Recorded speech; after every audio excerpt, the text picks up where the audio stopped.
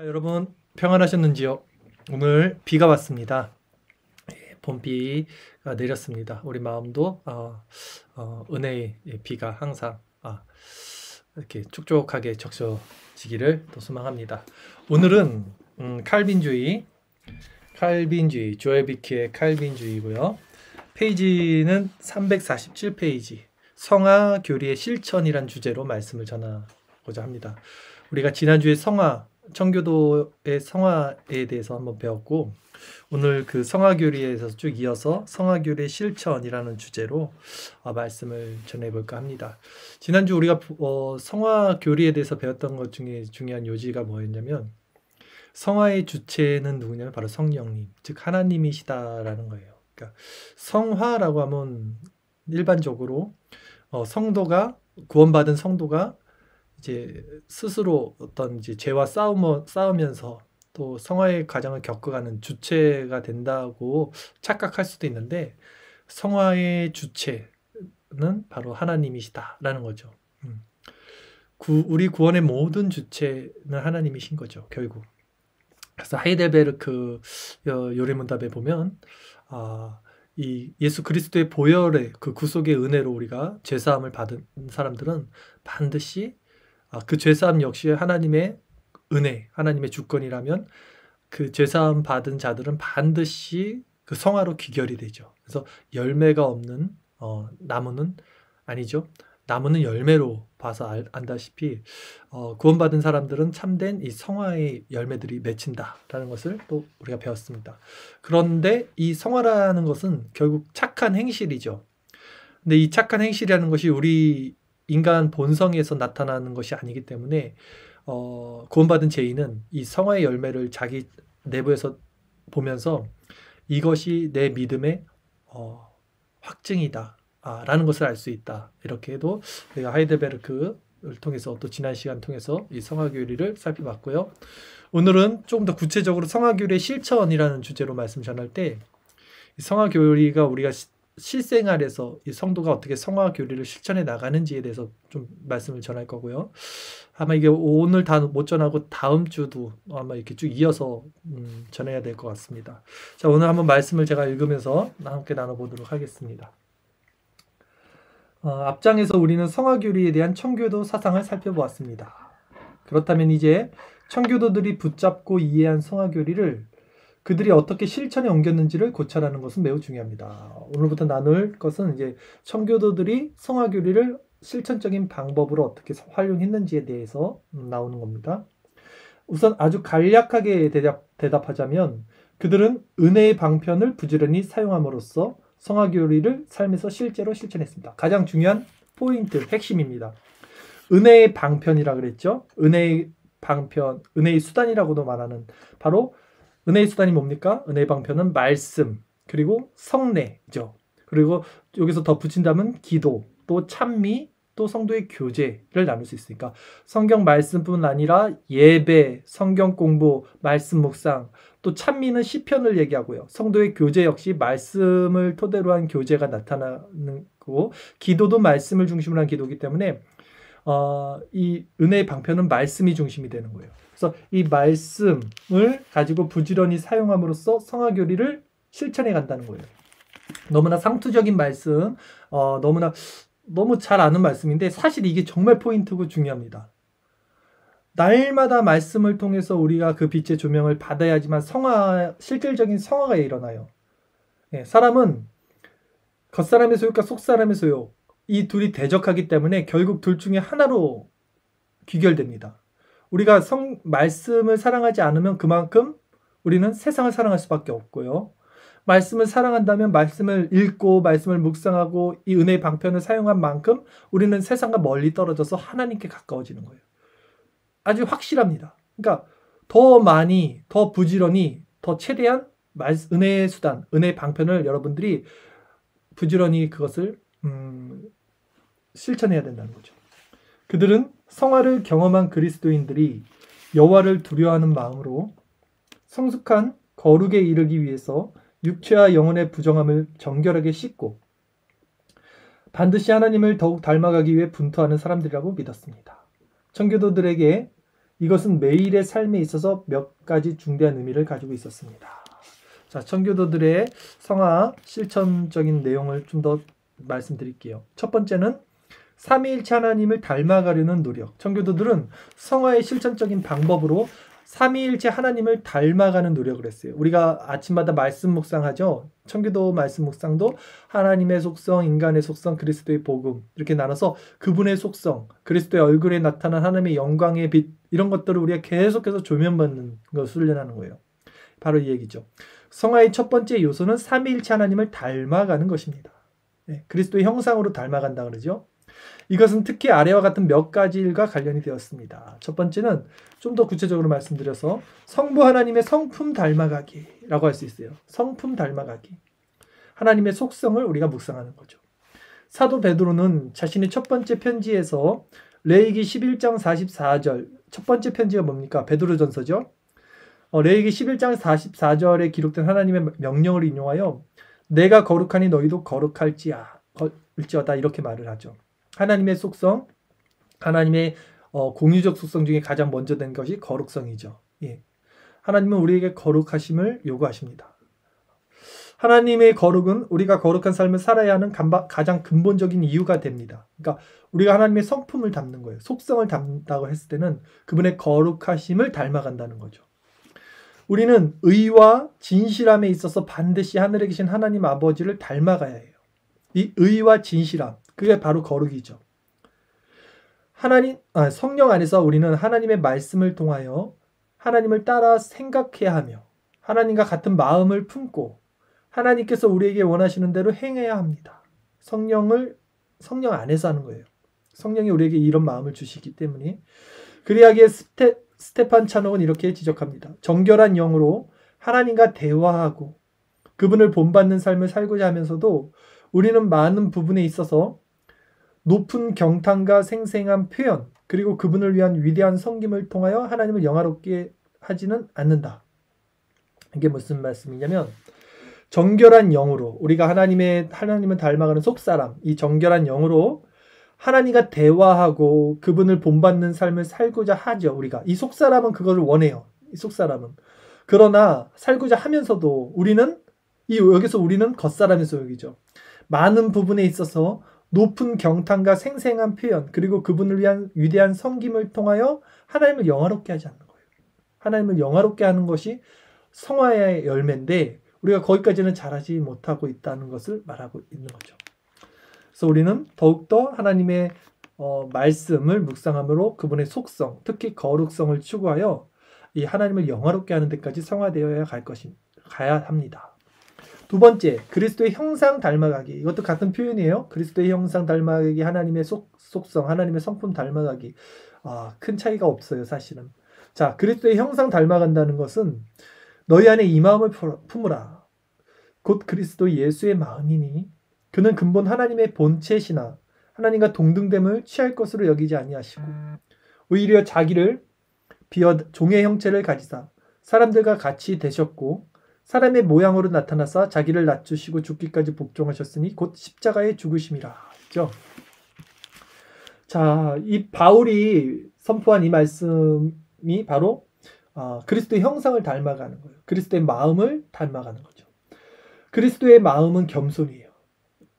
수고하고 무거운 짐진 자들을 내게로 와라. 내게서 배우라. 그리스도의 마음은 온유하고 겸손하다. 이러죠. 온유하고 겸손한 마음이 그리스도의 마음의 정수입니다. 그분은 하나님께 순종했어요. 그리고 죄인들을 섬기기 위하여 자신의 모든 권리를 기꺼이 포기하셨습니다.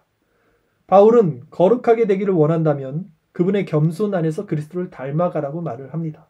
그러나 그것은 구원의 조건으로서 그리스도를 닮는 것이 아니라 믿음으로 받은 구원의 열매로서 그리스도를 닮아가는 것입니다. 이게 무슨 말씀이냐면 그리스도를 우린 닮아가야 된다는 것을 알아요. 그리고 그리스도를 닮아간다는 게 온유하고 겸손하다. 이타적이고 남을 배려하고 남을 위해 살고 자신은 낮아지고 이것을 다 압니다. 이것을 안다면 이 구원의 조건으로서 이게 구원의 조건이잖아요. 이것이 구원받는 사람들의 열매이기 때문에 이것의 구원의 조건으로서 우리가 그리스도를 닮아가는 것이 아니라는 거예요.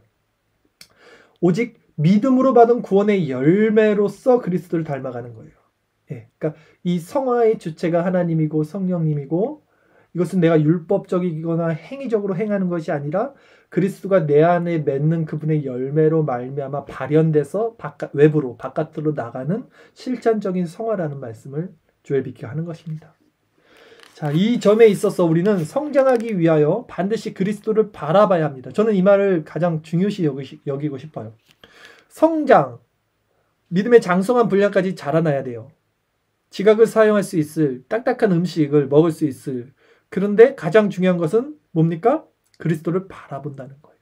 그리스도를 바라본다는 걸 자꾸 사람들이 오해하죠. 그냥 그리스도를 생각한다고 생각해요. 그리스도를 마음에 품어요. 그것은 그리스도를 바라보는 게 아니에요. 내 주체로, 내 생각과 마음으로 그리스도를 그냥 떠올릴 수가 있잖아요. 그건 그리스도를 바라보는 게 아니에요. 그리스도를 바라본다는 것은 그리스도의 얼굴에 있는 하나님의 영광을 바라볼 수 있는 건데, 그리스도의 말씀을 통해서 그 말씀의 빛의 조명을 내 심령에 받는 그 자체를 그리스도를 바라본다고 이해해야 돼요. 이 애매모호한 말인데 잘 이해 한번 해보세요. 그리스도를 바라보는 게 제일 중요합니다. 성화에서. 근데 그리스도를 바라본다 그러면 그냥 내가 기도하고 성경 읽고 그리스도를 생각하고 여기서 멈출 수가 있어요. 근데 그렇게 이해하기보다는, 왜냐하면 그렇게 됐을 때 위험한 게 뭐냐면 그리스도를 생각하고 떠올리고 기도하고 말씀을 보는 모든 주체가 나일 수 있어요. 그 행위를 하면서도 그리스도를 바라본다는 것이, 바라보는 그 주체가 나잖아요. 예, 그렇게 바라보는 게 아니라 그리스도의 얼굴에 있는 영광은 하나님의 영광을 어떻게 바라보는 거냐면, 예를 들면 오늘 비가 오고 이렇게 밖에 비를 보는 거예요, 우리가.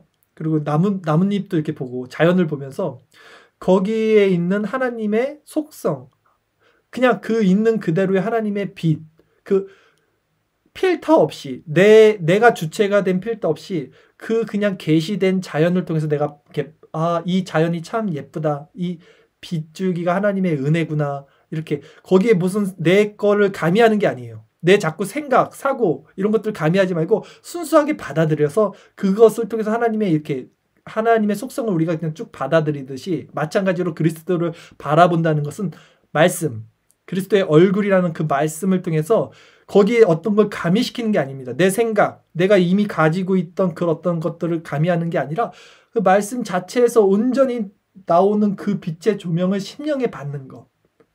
그때 내 마음의 변화가 일어나고 내 마음에 힘이라는 것이 주어져요. 외부에서 들어오는 힘.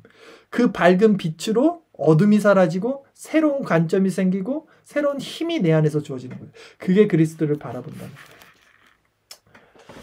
좀 어려울 수 있지만 넘어가겠습니다. 어쨌든 우리가 성장하기 위해서는 반드시 이 작업, 그리스도를 바라봐야 한다는 것을 여러분 기억해 주십시오.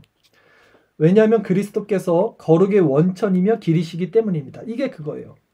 우리가 거룩해지려고 아무리 노력해도 거룩해질 수 없어요. 그리스도를 바라보고 그분의 속성을 받아야지만 외부에서 오는 그 힘으로 내 안에서 깨끗해지고 거룩해지고 밝아지는 것입니다.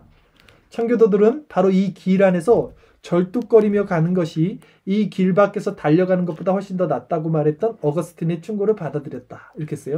어거스틴이라는 분이 이렇게 말합니다. 진리 안에서, 하나님의 그 빛의 조명 안에서 쩔뚝거리면서 아니면 기어가면서 가는 것이 그 빛 밖에서, 그 하나님의 말씀, 은혜 밖에서 뛰어가는 것보다도 훨씬 낫다. 그러니까 우리가 넘어지더라도 이 그리스도를 바라본다는 게 뭐야?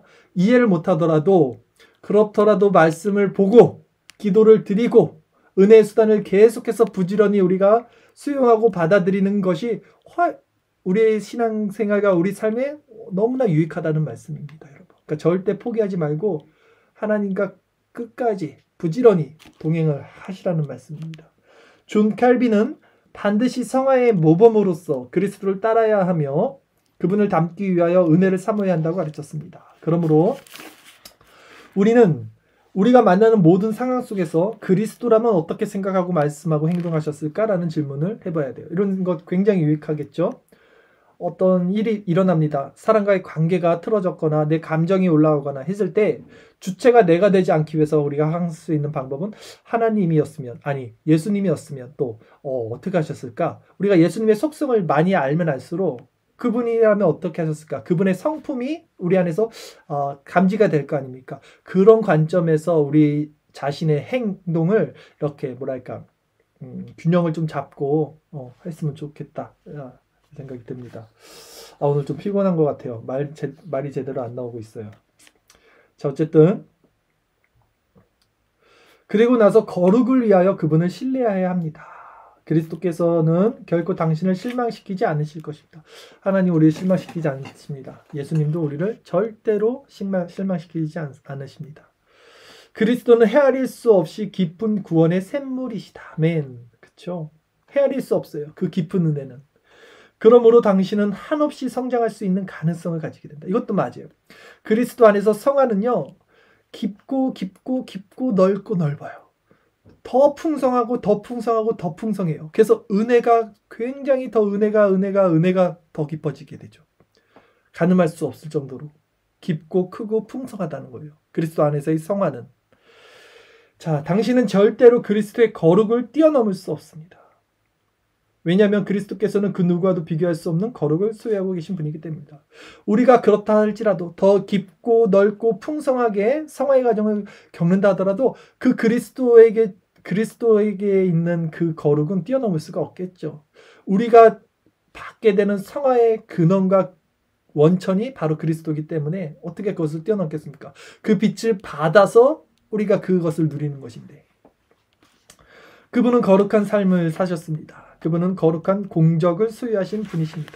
그분은 죄인들을 그에게로 이끌기 위해서뿐 아니라 죄인들을 그에게로 이끌기 위해서뿐 아니라 죄인들을 자신과 같이 거룩하게 하기 위해서 성령을 보내셨죠. 그래서 골로새서 3장 11절 오직 그리스도는 만유시오 만유 안에 계시니라고 말씀하십니다. 자, 그리스도는 세상 가운데 충만하십니다. 왜냐하면 그분의 성령이 이제는 우리 안에 있기 때문이죠. 그리고 마틴 루터 역시 우리가 그리스도 안에서 칭의를 얻게 되고 그리스도께서 우리 안에 좌정하심으로써 거룩하게 된다라고 루터가 말했어요. 자, 그리스도 안에서 칭의, 죄사함을 우리가 얻게 되면 그리스도께서 우리 안에 앉으시는 거예요. 성령으로 우리 안에 좌정하사. 그래서 우리가 성전이 되죠. 그래서 우리가 거룩하게 된다라고 루터도 말을 합니다. 성령께 마음 복종시키기. 이제 지금 실천적인 방법 첫 번째는 성부 하나님의 성품 닮아가기, 두 번째는 그리스도의 형상 닮아가기, 세 번째는 성령께 마음을 복종시키기입니다. 로마서 8장 5절 6절에서 바울은 사람들을 두 종류로 구분합니다. 제가 자주 말하는 거죠. 하나는 자신들의 죄성의 지배를 받는 사람들, 즉 육신의 일을 따르는 육적인 마음의 소유자들이고, 다른 하나는 성령을 따르는 사람들, 즉 영에 속하여 영의 일을 생각하는 사람들입니다. 성령께서는 우리의 마음을 그분의 마음에 복종시키기 위해서 오셨어요. 이게 성령의 사역입니다. 그분은 우리를 거룩하게 하십니다. 우리가 거룩해질수록 종과 같이 하나님의 통치 하에서 더욱 그분을 경배하게 됩니다. 무슨 말이냐면 성령께서 우리를 거룩하게 하시죠. 그리고 우리가 성령 안에서 거룩하게 되면 하나님의 높으심을 우리는 더 추구하게 되고 그분을 영화롭게 하면서 우리가 종이라는 것을, 그런 자각이 굉장히 더 커집니다. 성화가 작을수록, 하나님에 대한 지식이 작을수록 내가 더 커져요. 내가 주인이고 하나님이 내 밑에 있는 건데, 우리가 성화의 열매를 깊게 맺을수록 이게 바뀌어요. 주객이. 그래서 하나님이 더 커지시고 내가 종으로서 그 아래 더 낮아지게 됩니다. 그래서 하나님의 통치 아래서 그분의 종으로 그분을 경배하게 되는 거예요. 이게 아주 올바른 상태죠. 인간의. 그러므로 우리는 더욱더 충만하고도 한결같이 자원하는 종이 되기 위하여 그분의 은혜를 사모해야 합니다. 자연인들은 이거 싫어해요. 내가 주체야. 내 인생은 나의 것이야. 그러나 신본주의 관점에 있는 성도들은 이걸 너무 좋아합니다. 하나님이 주인이시고 하나님이 영광 받으시고 하나님을 영화롭게 하는 것, 그것이 전부입니다. 이 고백이 우리들에게는 있죠. 그렇다면 성령께서는 어떻게 이 거룩한 복종의 은혜로 역사하시며 이 복종을 어떻게 성령이 우리에게 만들어내시냐는 거예요. 또 어떻게 그것을 통해 우리를 거룩하게 하시는 것입니까? 청교도들에 의하면 그것은 다음과 같은 5가지로 구분할 수 있어요. 첫째, 성령께서는 죄와 의와 심판에 대해 책망하심으로써 우리가 거룩해야 함을 깨닫게 하십니다. 율법의 용법이죠. 죄와 의와 심판에 대해 책망하시는 거예요. 죄인인됨을 드러냄으로써 우리가 거룩해야 함을 깨닫게 하시죠. 둘째, 그분은 우리 안에 거룩한 소원을 심어주십니다. 성령의 구원 사역은 우리를 절망으로 이끄는 것이 아니라 언제나 그리스도 안에서 성화로 이끕니다. 자, 죄가 오면 사망이 옵니다. 죄가 없으면, 그러니까 율법이 없으면 죄가 없어요. 율법은 죄로 말미암아 우리를 사망에 이르게 해요. 하지만 우리가 사망에 이르는 것이 끝이 아닙니다. 우리가 사망에 이뤄야지만 그리스도 안에서 우리는 새 생명을 얻게 되죠. 그 얘기예요. 그래서 구원 사역은, 성령의 사역은 우리를 절망으로 이끄는 것이 아니라 그 겉사람의 죽음 이후로 그리스도와 연합된 성도를 언제나 그리스도 안에서 성화로 이끌어내신다라는 것이죠. 셋째, 그분은 거룩을 통하여 우리로 하여금 그리스도를 닮게 하신다. 우리의 전 인격을 바꾸어 그리스도의 형상을 닮게 하신다. 우리의 전 인격, 우리의 생각과 사고와 마음, 지정, 이가 점점 다 변화돼요. 그리스도를 닮게 합니다. 이것이 성령의 사역입니다. 넷째, 성령께서는 우리 안에 거하시며 우리의 영혼을 감동시킴으로써 우리에게 거룩한 삶을 살도록 힘을 또 주시죠. 성령을 따라 산다면 우리는 더 이상 육체의 욕심을 만족시키지 않을 것입니다. 오히려 우리는 성령을 의지하고 순종하는 삶을 살게 될 것입니다. 성령의 소유이냐 육체의 소유이냐 둘 중 하나를 우리는 택하게 될 것입니다. 다섯째, 성령께서는 우리로 하여금 성경의 양식을 먹고 겸손하게 기도하게 하십니다. 그리하여 주님의 마음을 가르치고 거룩이 하나님과 하나님 나라에서 본질적으로 같이 있으며 그분을 섬기는 일에 합당한 것임을 계속해서 깨닫게 해주십니다. 그래서 우리가 성화의 열매를 깊게 맺는 사람들은 나보다 남을 낮게 여기고 지식으로 교만치 않고 겸손한 마음을 가지고 이렇게 낮아지는 마음으로 하나님 나라의 그런 사역을 감당하는 자들이 되는 거죠. 자, 조금 더 읽겠습니다. 우리가 성화를 위해서 또 할 일이 뭐가 있냐면 성화의 두 번째 요소는 죄를 죽이는 거예요. 죄 죽이기, 죄 죽이는 일.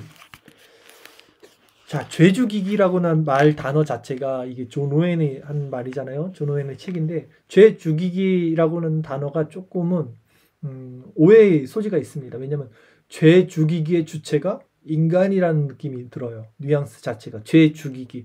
아니, 죄는 이신칭이 하나님의 값없이 공로로서 은혜로서 사해줬는데 왜 죄를 죽인다고 표현을 하느냐? 알미니암주의 아니냐? 이렇게 공격하는 사람들이 있어요. 존 오웬을. 예, 아닙니다. 죄 죽이는 게 어떤 것인지 이 원리를 좀 여러분들이 아셔야 돼요. 왜냐하면 우리 구원받은 사람도 늘 안에서 부패된 그 죄성과 싸우잖아요. 이 죄를 죽이라는 거죠. 피 흘리기까지 싸우라고 성경도 말을 하잖아요. 네, 우리가 해야 할 책임과 역할이 있죠. 자, 성화의 두 번째 요소는 죄를 죽이는 것입니다. 이것은 모든 종류의 죄를 죽이는 일과 관련됩니다. 청교도들은 죄악된 습관을 대적하기 위해, 즉 나쁜 충동이 일어나는 즉시 그것을 알아차리고 물리치기 위해, 그리고 주님께 힘과 도움을 간구하는 방법으로서 경계하고 기도하는 훈련을 표현하기 위해 죽임 또는 극복이라는 단어를 사용했어요. 그러니까 죄 죽임이라는 것이 우리가 주체가 돼서 죄를 막 사하고 이거 아니고 우리의 나쁜 습관, 내 안에 있던 부패됐던 아직 겉사람의 소욕 안에 있는 이것들을 우리가 물리치기 위해서 우리가 그것들을 간구하는 방법, 그것을 실천하는 것을 죄 죽이기라고 표현했다는 거예요. 그러므로 당신은 당신 안에 있는 그러한 충동과 욕구를 죽여달라고 간구해야 합니다. 존 오웬은 예수님의 겉옷을 만진 혈루증에 걸린 여인을 통하여 성령님께 간구하는 과정을 훌륭하게 묘사하고 있습니다. 그녀는 그리스도를 살짝 만지기만 해도 고침을 받을 수 있다고 믿었습니다. 마찬가지로 오웬은 우리도 죄에 대하여 단호하게 아니요 라고 말하고 그것을 통하여 나쁜 습관을 파괴하는 데까지 나아가도록 힘을 주시는 주님을 믿음의 손을 뻗어서 만지고 또 만져야 한다고 권고합니다. 자, 이 균형, 이 뉘앙스를 잘 보세요. 분명히 우리가 죄의 습관을 죽이는 훈련의 주체는 우리 자신이 되죠. 그러나 우리는 죄를 우리가 완전히 이길 수가 없어요. 그래서 우리는 죄를 죽이는 훈련의 주체가 우리가 되면서도 그 일을 하나님과 성령께 의지해야 된다는 거예요. 그게 이 말이에요. 자, 죄에 대하여 우리는 단호하게 아니요 라고 말을 해야 돼요. 난 이건 죄야. 우리가 분별을 해야 됩니다. 우리가 의지적으로 그 죄를 따라가지 말아야 돼요. 그러나 우리가 이길 수가 없어요, 죄는. 그래서 우리에게 힘을 주시는 주님을 믿음의 손을 뻗어서 만지고 이렇게 해야 된다는 거예요. 기도하고 이것이 말씀 묵상하고 빛의 조명을 받고 이 작업을 해야 된다는 것입니다. 또한 토마스 보스터는 신자를 본성적 욕구를 죽이는 사람으로 비교합니다. 본성적 욕구를 죽이는 게 신자다. 신자의 욕망들은 마지막 하나까지 완전히 십자가에 철저하게 못 박아야 한다. 이 세상 친구들을 떠나 죽은 사람처럼 자신의 옛 정욕들을 떠나야만 한다 했어요. 사실 우리 삶은, 성도들의 삶은 참으로 외롭습니다. 너무나 외롭습니다. 세상 사람들이요, 우리를 이해 못하고 지탄하고 손가락질을 합니다. 예. 외롭습니다. 우리 그 존 버년의 철로 역정만 봐도요, 그 멸망의 도시에서 떠난 사람은 그 크리스찬 한 명밖에 없었어요. 아무도 없었어요. 예. 그만큼 이 길, 좁은 길이고 그리스도를 따라가는 길은 많은 사람들이 가는 길이 아닌 거예요. 네. 그것을 여러분은 분명히 알고 있어야 돼요. 나만 이렇게 신앙생활하는 거 아니야? 다들 저렇게 신앙생활하는데 아니요. 나만 그렇게 신앙생활하는 그 신앙이 맞아요. 예. 그렇게 나그네요, 거류민이요, 이방인으로 가는 그 사람들이 한둘 모이는 그것이 하나님이 거하시는 교회라고 저는 확신합니다.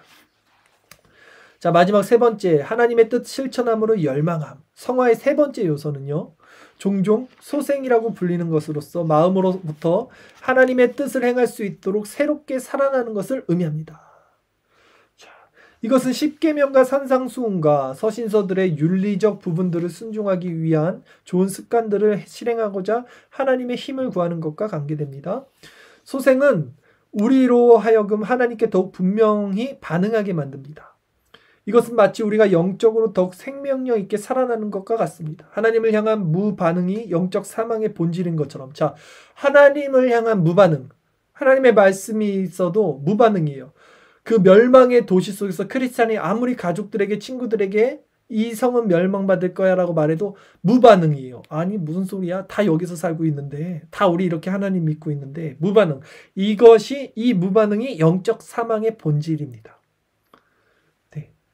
자, 하나님을 향한 감흥은 영적 생활의 정수예요. 반대예요. 보스턴은 소생을 죽은 사람이 다시 부활하여 일어나는 것으로 묘사합니다. 소생은 다시 살아나는 거예요. 거룩하게 된 죄인은 이 세상의 죄악된 행실을 본받지 않고 더 나은 세상의 행실을 본받아 새롭게 변화되는 또 다른 세상에 사는 사람이다. 이게 핵심이에요. 우리 거룩하게 된 죄인, 우리 성도들은요, 이 세상의 행실을 본받지 않아요. 그리고 새롭게 변화되는 또 다른 세상에 사는 사람들입니다. 우리는 이 세상에 사는 사람들이 아닙니다, 여러분. 우리의 정체성을 오늘도 확고히 하십시오. 자, 오늘 이렇게 우리 성화의 실천적인 방법에 대해서 몇 가지 살펴봤고요. 크게는 우리가 성화 교리의 실천적인 방법으로 첫 번째, 삼위일체 하나님을 닮아가야 하고요. 그 안에서 성부 하나님의 성품 담고 그리스도의 형상을 담는 것, 그리고 성령께 우리의 마음을 복종시키는 것, 이렇게 배웠고요. 또 우리가 성화를 위해서 필요한 두 번째 요소는 죄를 죽이는 연습이 필요합니다. 죄를 죽이는 주체는 하나님이지만 우리가 부단히 은혜의 방편을 통하여 죄를, 우리 안에 있는 부패된 본성을, 습관, 이 나쁜 습관을 우리가 하나님을 의지해서 죽이는 이 성화의 과정을 겪어야 한다는 거죠. 세 번째 성화의 요소는 하나님의 뜻 실천하기를 열망해야 돼요. 마음 가운데. 이 땅은 우리의 우리의 본토가 아닙니다. 네. 이걸 열망하라고요. 하나님의 뜻, 하나님의 나라를 열망해서 이 땅 가운데 성화의 열매를 맺으면서 이 땅의 정체성이 아닌 하나님 나라의 정체성으로 그 나라를 소망하는 기쁨으로 살아가는 저와 여러분 또 오늘도 되기를 소망합니다.